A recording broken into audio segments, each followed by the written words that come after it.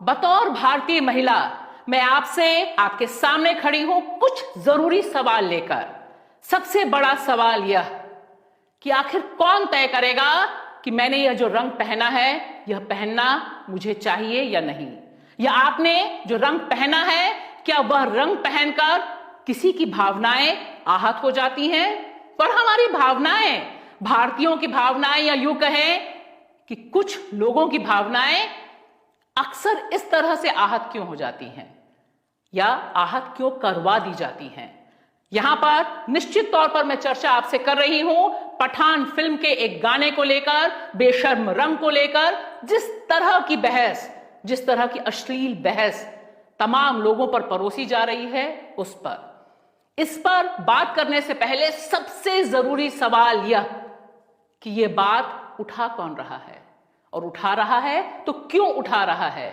जिस तरह से देश के सांसद, जी हां सांसद जिन्हें जनता चुनकर भेजती है, जिस तरह से देश के राज्य के गृह मंत्री सीधे सीधे महिलाओं पर, अभिनेत्रियों पर निशाना साध रहे हैं, सिर्फ मुसलमानों पर ही नहीं, महिलाओं पर निशाना साध रहे हैं, अभिनेत्री पर निशाना साध रहे हैं, और यह बता रहे हैं कि ये टुकड़े टुकड़े गैंग की हैं, इसलिए इन्होंने इस रंग के कपड़े पहने, इस रंग की बिकनी पहनी जिसका उन्हें अधिकार नहीं। दीपिका पादुकोण जी टुकड़े टुकड़े गैंग की समर्थक रही हैं, जेएनयू वाले उसमें,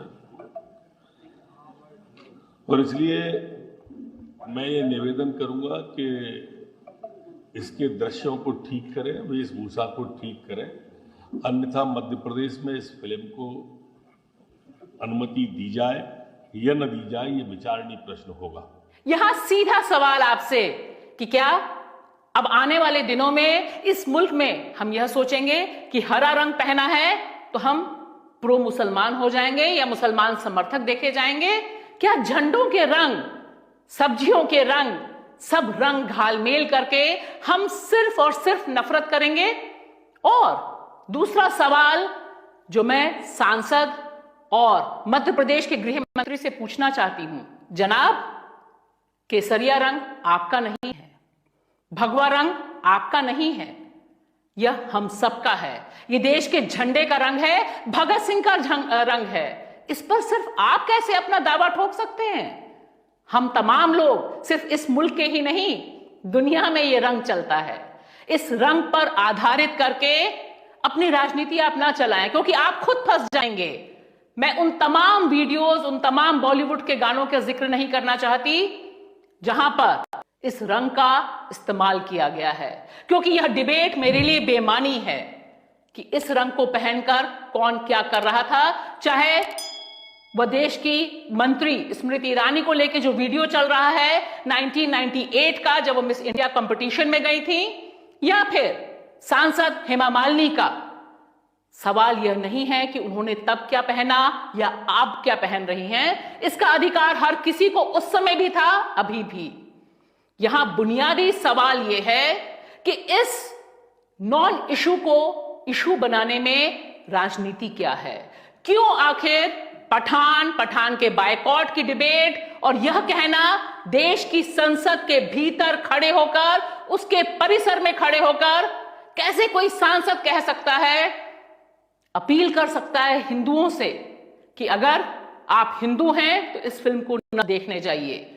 अगर कहीं पर भी भगवे का अपमान होता है या कहीं पर भी आपत्तिजनक कोई भी सीन दिखाई देता है, तो मुझे लगता है सेंसर बोर्ड को पहले उन्होंने खुद देखना चाहिए, तब जाके उन्होंने रिलीज करने की परमिशन देनी चाहिए।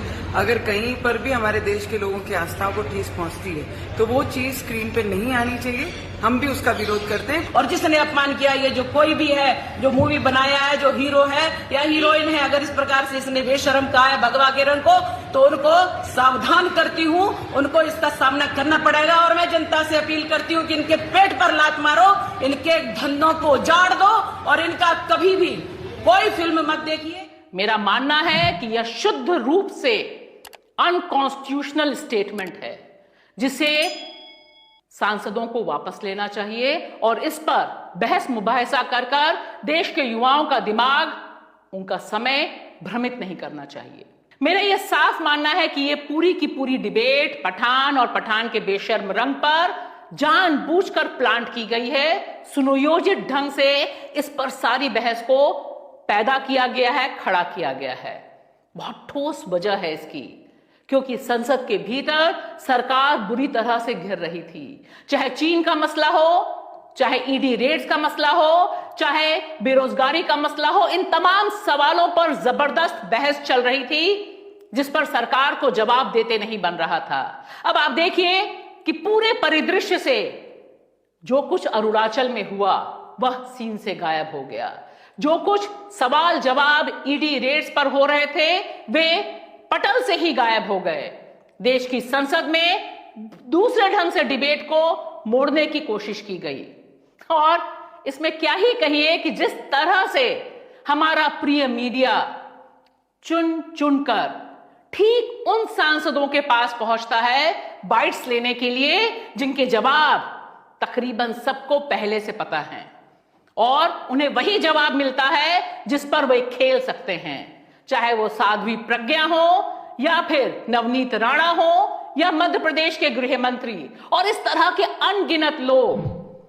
उन सबको केंद्र में लाकर पूरा का पूरा टूल किट तैयार किया जाता है ताकि दिन भर सिर्फ और सिर्फ इसी पर बहस चल सके, और इस तरह से मुसलमानों के खिलाफ और मुसलमानों से भी ज्यादा भारतीय महिलाओं के खिलाफ एक पूरा का पूरा माहौल तैयार किया जाता है।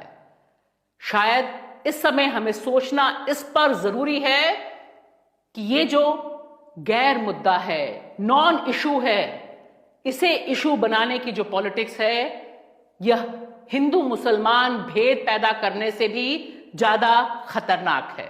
और अंत में सिर्फ दो बातें जिनका सीधा सीधा संपर्क शाहरुख खान ने जो कलकत्ता में कहा उससे है। आप देखना चाहें फिल्म, नहीं देखना चाहें, आप कश्मीर फाइल्स देखें, नहीं देखें, पठान देखें, नहीं देखें, कोई भी फिल्म ना देखें, फिल्म देखना न देखना मुद्दा नहीं है।